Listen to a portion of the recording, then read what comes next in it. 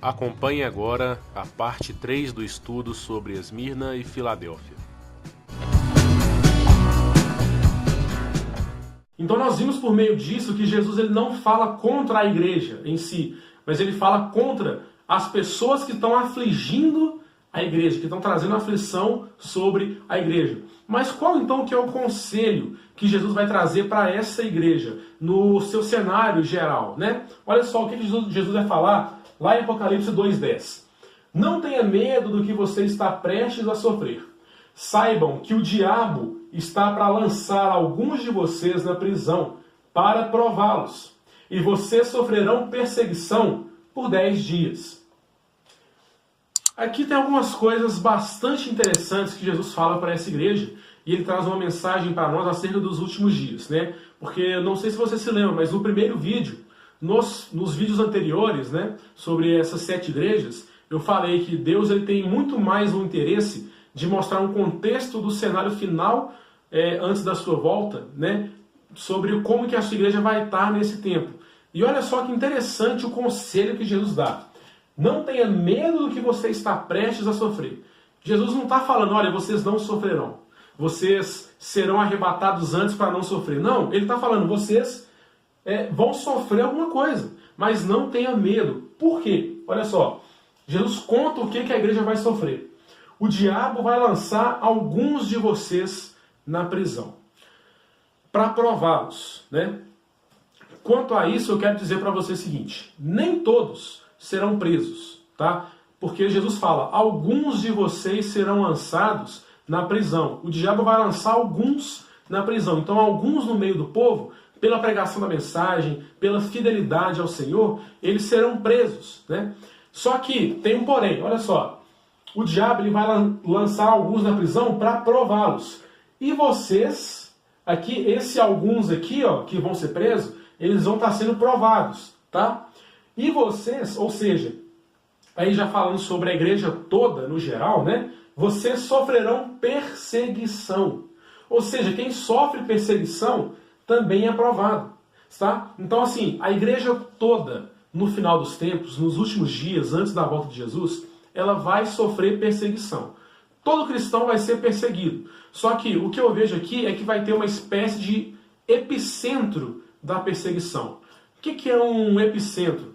Quando a gente vê na TV, por exemplo, teve um terremoto no país tal, mas o epicentro foi em tal ponto. Quer dizer que naquele ponto do epicentro, o terremoto foi mais forte. Ali que a destruição foi maior, né? Vai acontecer a mesma coisa com a igreja do Senhor, porque vai ter um epicentro da perseguição.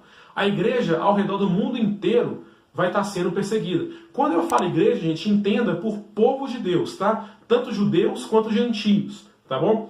Eu vou explicar isso num outro vídeo mais pra frente, num outro estudo, onde eu explico como que judeu e gentio, como que judeu e igreja, né, eles vão se casar como povo de Deus e ambos juntos no final, tá? Então, antes que você já venha falando, mas os últimos tempos são só para judeus, não é para o povo de Deus todo, não é para a igreja, eu vou explicar isso mais pra frente, então calma aí, tá? Mas enfim, o povo de Deus todo vai sofrer perseguição e vai ter um epicentro dessa perseguição, tá? Só que, por isso que ele fala que alguns vão ser presos, porque os que vão ser presos, provavelmente, né, muito provavelmente, serão aqueles que estão mais próximos desse epicentro.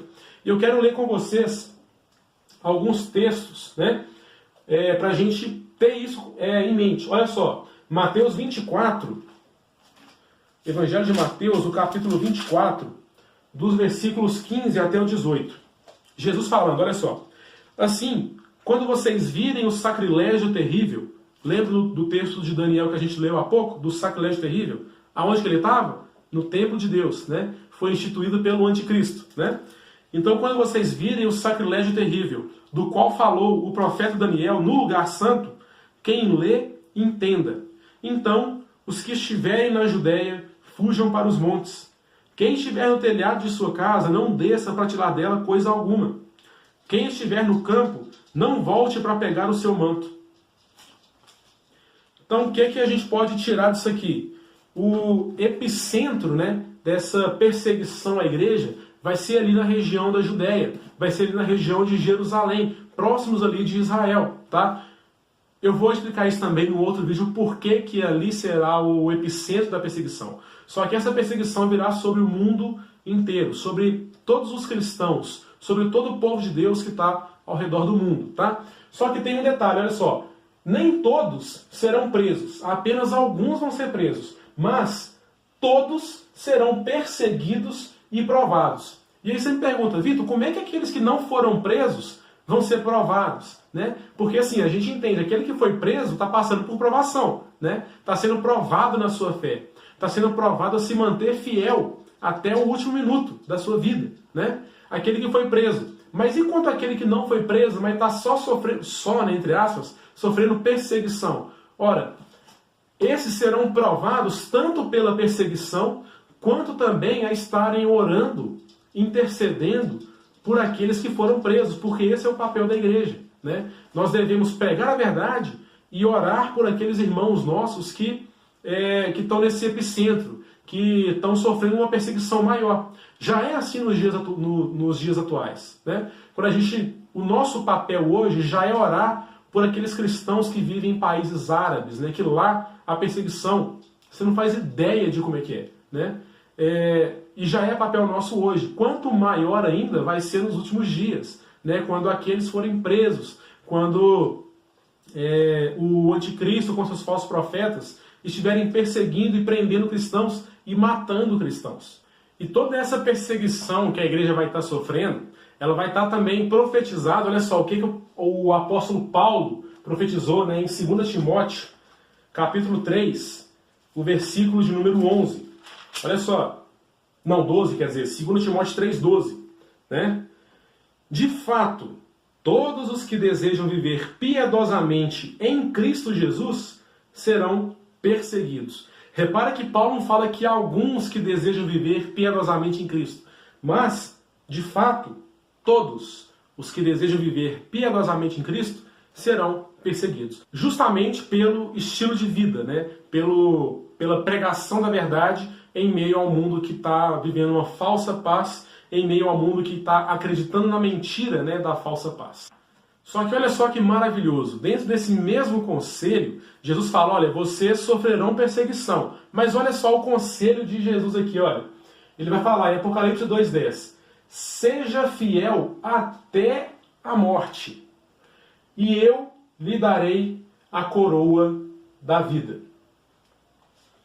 Vocês lembram que no início eu falei com vocês que Jesus é aquele que se apresentou como aquele que morreu e tornou a viver, e que isso traria para a igreja uma mensagem de esperança? Pois bem, está aqui a esperança, porque Jesus ele promete o seguinte, aquele que for fiel até a morte, em meio à perseguição, e não negar o meu nome, né? Aquele que for fiel até a morte, eu lhe darei o quê? A coroa da vida. A coroa da vida. Jesus não é aquele que morreu e tornou a viver? Ele não é aquele que esteve morto, mas agora está vivo para todo sempre e tem a chave da morte e do Hades? Nós vamos ver na igreja de Filadélfia que ele tem a chave de Davi. Mas isso, calma, mais um pouquinho para frente, tá? Mas olha só, ele não é aquele que morreu e tornou a viver? Então, aquele que morreu e tornou a viver, ele é muito bem capaz de também trazer de volta a vida, de coroar com a coroa da vida, aqueles que se mantiverem fiel, aqueles que se mantiverem fiéis, né? Até a morte, por amor ao seu nome.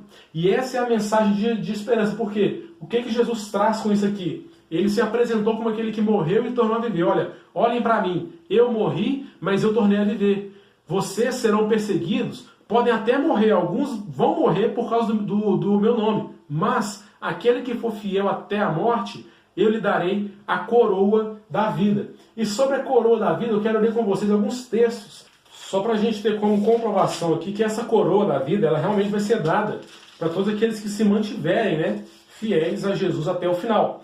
E o primeiro desses textos está lá em 2 Timóteo, o capítulo 2, o versículo 5.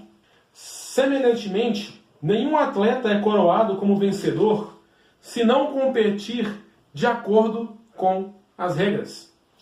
E para inteirar esse texto, 2 Timóteo, capítulo 4, versículo 8. Olha só. Agora me está reservada a coroa da justiça, que o Senhor, o justo juiz, me dará naquele dia, ou seja, no dia da sua volta, né? E não somente a mim, mas também a todos os que amam a sua vinda. Né? Próximo texto, está lá em Tiago, o capítulo 1, o versículo de número 12. Feliz é o homem que persevera na provação, porque depois de aprovado, ele receberá a coroa da vida, que Deus prometeu aos que o amam. Né? Próximo texto, 1 Pedro capítulo 5, o versículo de número 4. Quando se manifestar o Supremo Pastor, vocês receberão a imperecível coroa da glória. Então Jesus ele já promete para nós, para aqueles que perseverarem até o final, para aqueles que não negarem o seu nome, mesmo em meio à prisão, mesmo em meio a serem entregues à prisão por amor ao seu nome, aqueles que permanecerem fiéis até o fim serão coroados com a coroa da vida, ou seja, receberão a vida eterna. E para a gente finalizar o estudo de Esmirna, tá? Porque daqui a pouco eu vou entrar na igreja de Filadélfia. E eu não sei se vocês viram aqui, mas eu fiz um tanto aqui de setas para lá e para cá. Eu já vou explicar isso aqui já, qual que é a relação dessas duas igrejas, tá? Mas só para finalizar Esmirna, eu quero ler com vocês qual que é a promessa de Jesus para aqueles que se mantiverem fiéis até o fim. Além de receberem a vida eterna, de serem coroados com a coroa da vida, olha o que Jesus prometeu aqui. O vencedor, de modo algum, sofrerá a segunda morte. E mais uma vez eu vou voltar aqui no texto. Olha só, vocês lembram que Jesus é aquele que morreu e tornou a viver? Ele está dando esperança de vida para a sua igreja? Pois bem, ele está falando que aquele que se mantiver fiel até o fim, aquele que for o vencedor, né, ele de maneira nenhuma sofrerá a segunda morte. Mas, Vitor, existe segunda morte? O que é isso de segunda morte? Eu pensei que a gente só morresse uma vez, né? Pois bem, eu vou ler com vocês alguns textos. Olha só. Lá no próprio livro de Apocalipse, o capítulo 14, o versículo de número 13. Então ouvi uma voz dos céus dizendo: escreva, felizes os mortos que morrem no Senhor de agora em diante. Diz o Espírito, sim, eles descansarão de suas fadigas, pois as suas obras os seguirão. E Apocalipse 20, dos versículos 11 até o 15. Depois vi um grande trono branco, e aquele que nele estava sentado. Aqui já está falando sobre, né, quando Jesus já voltou e vai julgar o mundo. Né? A terra e o céu fugiram da sua presença, e não se encontrou lugar para eles. Vi também os mortos, grandes e pequenos, em pé, diante do trono, e livros foram abertos.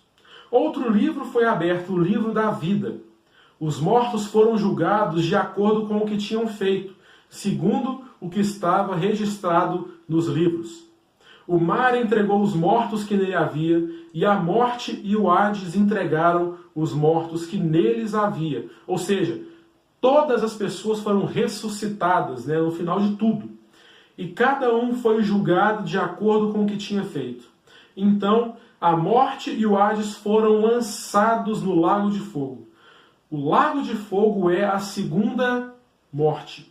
Aqueles cujos nomes não foram encontrados no livro da vida foram lançados no lago de fogo. Então, o que é a segunda morte? É a condenação eterna. Porque na eternidade só tem duas condições para a gente viver, né, eternamente. Uma delas, recebermos a vida eterna, a coroa da vida, né, sermos coroados com uma coroa imperecível, como disse o apóstolo Pedro, né, ou aqueles que sofrerão a segunda morte, que sofrerão a condenação eterna. E, olha só, Jesus está falando que aquele que for fiel a ele, até ao ponto de entregar a própria vida, ele será coroado com a coroa da vida e de maneira nenhuma sofrerá a segunda morte. Ou seja, aquele que for fiel não tem chance nenhuma de cair aqui, ó, na segunda morte, na condenação eterna. Essa é a mensagem de esperança que Jesus traz por meio da igreja de Esmirna. Aquela igreja que foi perseguida,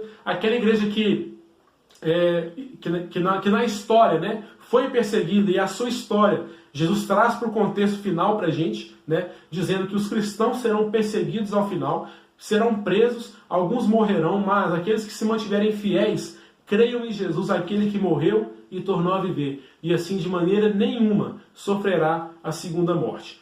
Agora nós vamos para a igreja de Filadélfia, tá? A igreja de Filadélfia, nós vamos ver que a mensagem que Deus traz por meio de Filadélfia vai ser muito parecida com a mensagem que ele traz por meio de Esmirna.